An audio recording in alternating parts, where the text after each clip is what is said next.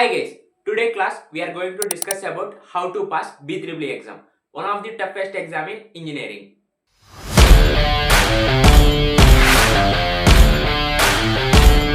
మనకు మెయిన్ గా B-BBEలో వచ్చేసి ఏంటంటే 6 యూనిట్స్ ఉంటాయి. First unit AC circuits, second unit DC circuits, third unit electrical machines, fourth unit semiconductors, fifth unit digital electronics, అలాగే sixth unit electrical measurements or safety. First వచ్చి మనకి each lesson నుంచి ఎన్ని మార్క్స్ వస్తాయో చూద్దాం. AC circuits నుంచి అయితే short answers నుంచి ఒక 10 మార్క్స్, ఇక్కడ నుంచి ఒక 10 మార్క్స్, ఇక్కడ నుంచి ఒక 10 మార్క్స్, అలాగే ఫోర్త్ యూనిట్ నుంచి ఒక 10 మార్క్స్, ఫిఫ్త్ యూనిట్ నుంచి ఒక 10 మార్క్స్, సిక్స్త్ యూనిట్ ఒక 10 మార్క్స్. ఇక్కడ 60 మార్క్స్ కి అయితే షార్ట్ ఆన్సర్స్ అయితే వస్తాయి. మరి విఎస్ఏక్యూస్ అయితే 1 మార్క్ అయితే మనకు ఉంటాయి కాబట్టి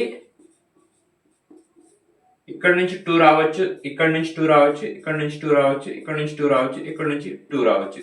టోటల్ మనకి 10 మార్క్స్ అయితే వస్తాయి. ఇక్కడ అంటే మనకి ఒక యూనిట్ నుంచి ఇవ్వచ్చు, ఇవ్వకపోవచ్చు 1 మార్క్ క్వశ్చన్స్, అది మనం చెప్పలేము. మనకి మెయిన్ పాస్ ఎంత, మనకి 27 వస్తే పాస్ అయిపోతాం B-BBE అవుట్ ఆఫ్ 70కి. మనకు అలాగే మిడ్ లో కూడా 15+ అనేది మనకు మార్క్స్ అయితే ఉండాలి 30కి. ఇప్పుడు మనం వచ్చేసి ఏంటంటే అసలు most important questions, previous years లో అడిగిన క్వశ్చన్స్ అన్ని మీకు ఒక ఫార్మేట్ లో రాశాను. మీరు ఈ క్వశ్చన్స్ అయితే ప్రిపేర్ అయితే మీరు డెఫినెట్ గా 10 మార్క్స్ అనేది స్కోర్ చేస్తారు. Define RMS value and average value of an AC alternate current. Explain phasor representation of AC quantities. అలాగే derive the expression for current in RL series circuit, అలాగే RC series circuit, power factor and importance, what is impedance and write impedance for RLC.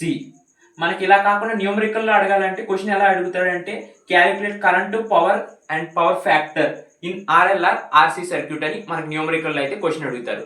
దీంట్లో వచ్చేసి మనకి ఏంటంటే RMS value కానీ, average value కానీ, మనకి power factor కానీ, ఇంపిడెన్స్ కానీ, ఇవైతే 1 మార్క్ లో రావడానికి కూడా మోస్ట్ ఇంపార్టెంట్ డెఫినేషన్స్. ఇవి కూడా అయితే మీరు ఒకసారి ప్రిపేర్ అవ్వండి.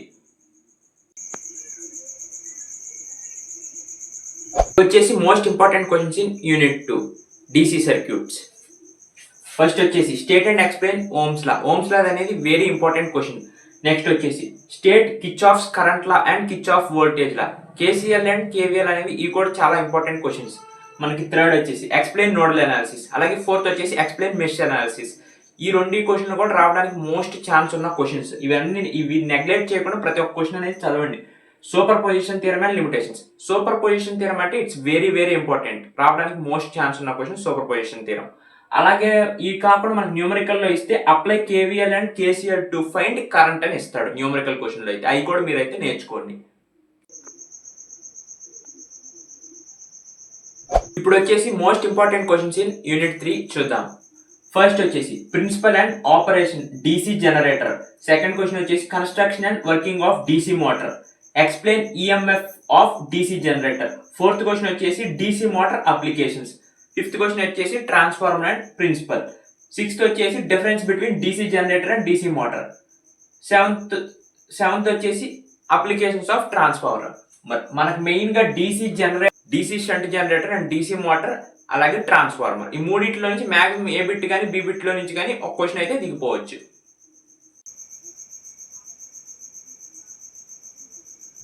ఇవి వచ్చేసి మనకి most important questions in unit 4 semiconductors. First వచ్చేసి what is semiconductor and explain intrinsic and extrinsic semiconductors. Next వచ్చేసి PN junction diode with VI characteristics. Third వచ్చేసి Zener diode and applications. Fourth వచ్చేసి explain rectifiers full wave and half wave, ఇది కూడా నేర్చుకోండి. Fifth వచ్చేసి define ripple factor, efficiency and PIV. First మనం ఈ unit లో వచ్చి ఏంటంటే మనకి మెయిన్ గా ఈ పిఎన్ జంక్షన్ డయోడ్ కానీ జీనర్ డయోడ్ నుంచి కానీ మాక్సిమం రావడానికి అయితే ఛాన్స్ ఉంది. ఇవి 2 అయితే బాగా మోస్ట్ ఇంపార్టెంట్.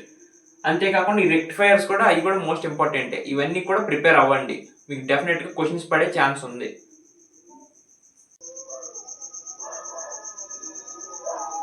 ఇప్పుడైతే most important questions in unit 5 అయితే చూద్దాం.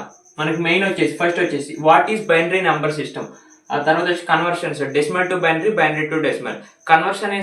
కన్వర్షన్స్ అనేవి ఇంకా ఉన్నాయి, కానీ ఇవైతే ఎక్కువ సార్లు అడిగారు. కన్వర్షన్స్ అన్ని అయితే నేర్చుకోండి.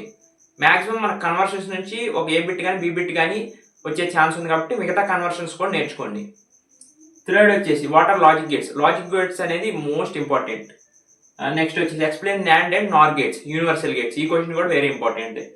తర్వాత మనం చూస్తే బొలిన్ ఆల్జీబ్రా లాస్, డిమోర్గన్ లా, ఇవి రెండు కూడా ప్రిపేర్ అవ్వండి. ట్రూత్ టేబుల్స్ కూడా ప్రిపేర్ అవ్వండి. మీకైతే డెఫినెట్గా క్వశ్చన్ అయితే మీరు రాసేస్తారు.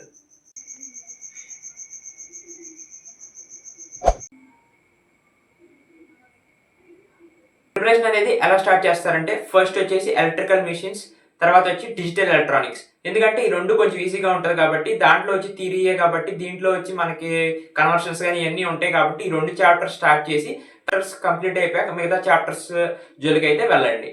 అంతేకాకుండా మెయిన్గా ఒక 4 చాప్టర్స్ అయితే పర్ఫెక్ట్గా నేర్చుకోండి. నేను ఇచ్చిన క్వశ్చన్స్లో ప్రతి ఒక్క క్వశ్చన్ నేర్చుకోండి. మీరు అందరూ కూడా పాస్ అవుతారు. పాస్ అవుతున్నాయి కాక మీకు మంచి స్కోర్ వచ్చింది. మన ఛానల్ అయితే అందరూ సబ్స్క్రైబ్ చేసుకోండి. మీ ఫ్రెండ్స్కి కూడా షేర్ చేయండి. ఏమన్నా కావాలంటే కామెంట్ సెక్షన్లో కామెంట్ చేయండి.